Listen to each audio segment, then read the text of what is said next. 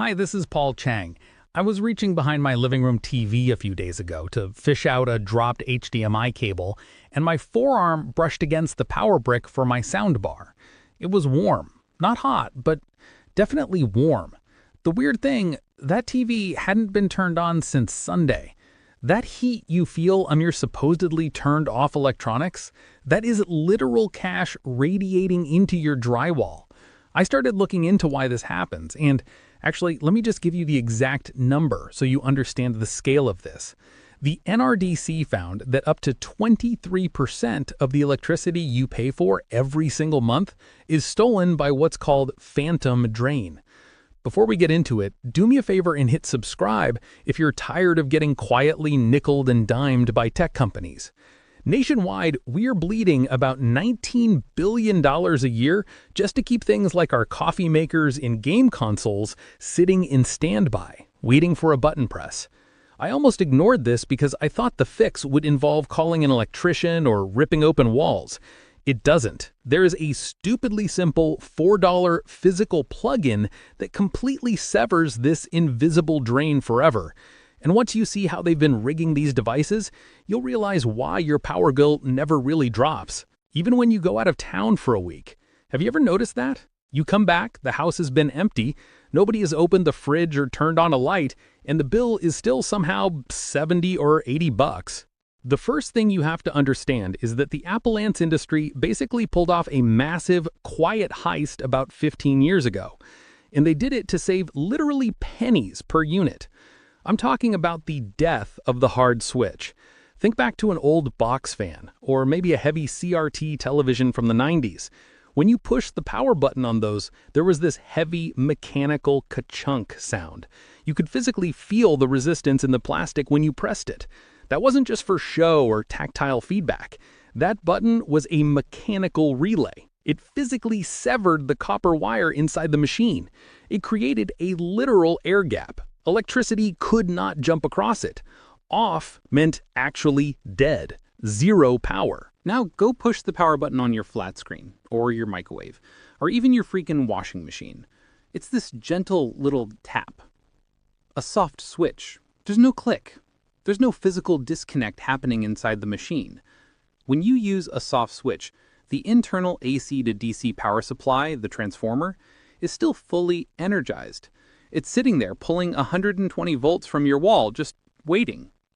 Waiting for a remote signal from your couch. Waiting for a random firmware update over Wi-Fi at 3 a.m. Actually, wait, let me explain that better because this is the core of the whole scam. Imagine leaving your garden hose turned on full blast at the spigot outside, but putting one of those trigger spray nozzles on the end and keeping it squeezed shut. Yeah, no water is visibly coming out of the end, but the pressure is still sitting there, right there in the hose, stretching the rubber. The system is under constant tension. That is your house right now.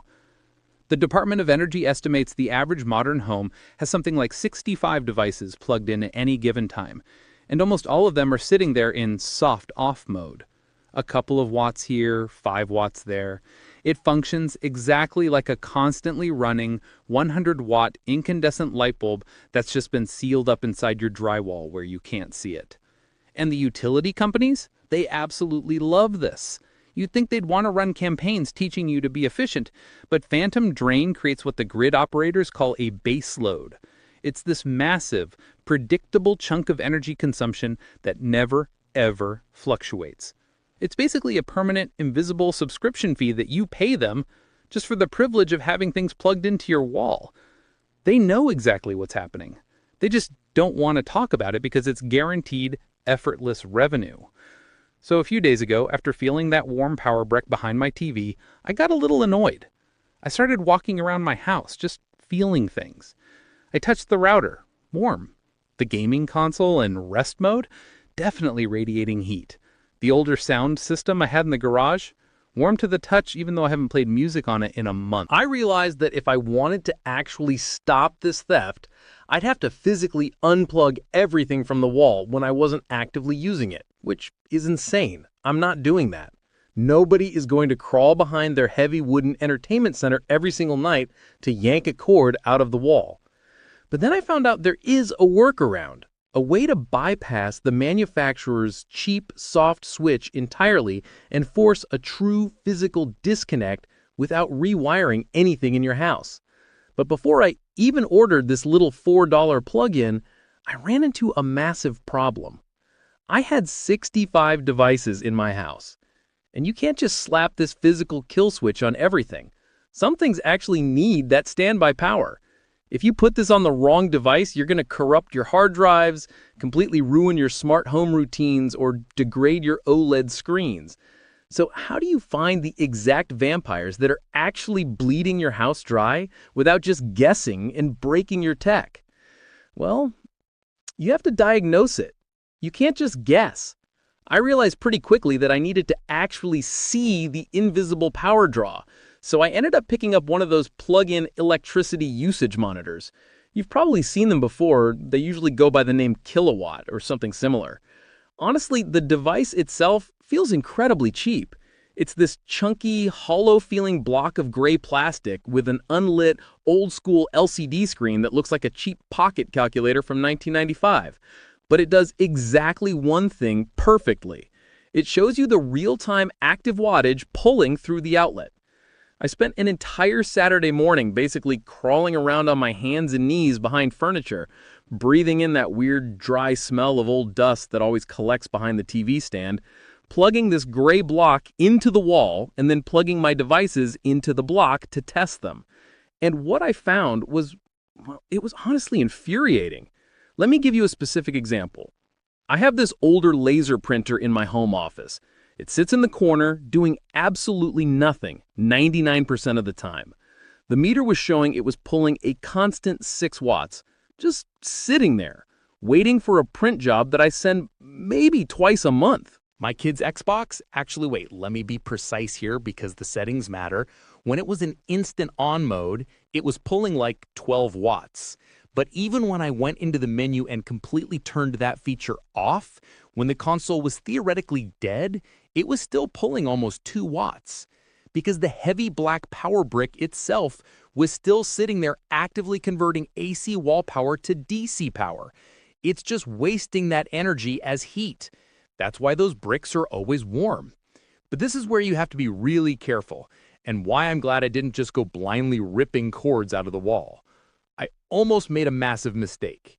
At first, my brain went straight to the biggest, most expensive appliance. Like, great, I'll put a kill switch on my new OLED TV in the living room. Fortunately, I stumbled down a rabbit hole on an AV tech forum right before I did it. It turns out if you completely kill the hard power to modern OLED screens right after you turn them off, you will eventually ruin them. They actually run an invisible pixel refresher cycle in the background for about 10 minutes after you press the soft power button. It's a built-in defense mechanism to prevent screen burn-in.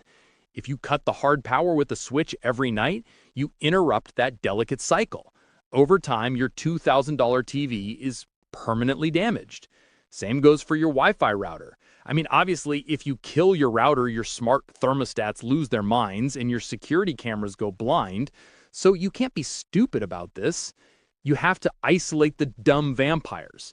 I'm talking about the older secondary TVs in the guest room, the sound bars, the gaming consoles, that fancy coffee maker on your kitchen counter with the glowing blue digital clock that serves absolutely no purpose other than lighting up the kitchen at 2 a.m.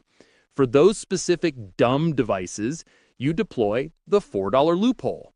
It's literally just a single outlet switch adapter. It's a tiny white plastic block. You plug it directly into your wall receptacle. It has one single 3-prong plug on the front. And, here's the magic part, a physical hard plastic rocker switch on the side. When you flip that switch down, you get that heavy, satisfying snap sound. That sound is the mechanical relay, physically breaking the hot wire inside the block. In electrical engineering, it's called galvanic isolation. It doesn't matter what the manufacturer programmed the device to do. It doesn't matter if the software is desperately trying to ping a server in California. You have introduced an actual physical gap in the copper pathway. The electricity literally cannot cross the void. The power draw on my meter dropped from 5 watts or 10 watts to absolute zero, 0.000. I ended up buying a multi-pack of these little switches and put them on about a dozen specific devices around my house. I completely bypassed the appliance industry's lazy soft switch scam. But actually living with this setup, that introduced a totally different kind of problem that I really wasn't expecting. Because when you completely killed the power to modern electronics, when you genuinely starve them of electricity for days at a time, you trigger something called a cold boot. And the tech companies have spent billions of dollars conditioning us to absolutely hate what happens next. You trigger friction. You start fighting against the illusion of instant-on convenience. We've all been heavily conditioned to expect magic. You press a button on a remote and the screen is instantly glowing. You speak out loud in an empty room and a speaker immediately answers you. Tech giants have spent the last decade marketing this seamless connectivity as a non-negotiable luxury standard. But when you use these physical switches to completely sever the power, you strip away that illusion. When I sit down in my guest room and flip the switch to turn on that older TV, it doesn't just pop right on. I have to wait. The TV's internal processor has to fully cycle. The logo hangs on the screen for 10 or 15 seconds while the operating system wakes up from a genuine, completely dead sleep. It feels slow. It feels ancient. And I'll be honest, the first few times it happened, it annoyed me. I was standing there tapping the remote, irritated that I had to wait 10 seconds for the main menu to load. But then I caught myself. I was literally annoyed over 10 seconds. I was letting my impatience justify paying a permanent, invisible tax to a utility company. That 15-second delay is exactly what the instant-on marketing campaigns trained us to avoid, so that we'd gladly ignore the steady bleed of our electricity. They manufactured our impatience so they could profit off our convenience. Once I got past that mental hurdle, the reality of the savings set in. Over the course of a year, eliminating this phantom drain across a dozen devices isn't going to buy you a new car, but it will reliably put around $150 to $200 of post-tax money directly back into your pocket. That's real money. That's money you were previously just burning into the drywall as heat energy for absolutely no reason. So here is exactly how you execute this in your own home without messing anything up. Step 1. Do not guess. You need the diagnostic tool. I put a link in the description to the exact kilowatt-style usage monitor I used. It's cheap, it's durable, and it's going to visually prove to you exactly which devices are quietly robbing you. Grab one, spend a Saturday morning crawling behind your furniture, and identify the worst offenders. Look for the older tech, the heavy power bricks that feel warm to the touch, and anything with an unnecessary digital display. Step 2 is isolate the dumb devices. Leave your router, your primary OLED screen, and your security systems alone. Focus on the guest room TVs, the basement sound systems, the game consoles, the battery chargers, and the obscure kitchen appliances. Step 3 is deploy the hard switch. I also linked to a reliable multi-pack of those single-port switch adapters down below. Make sure whatever you buy has a physical, heavy rocker switch that makes an audible click. That click is your guarantee of a severed circuit. You plug the device into the adapter, plug the adapter into the wall, and you just get into the habit of killing the power manually when you walk away.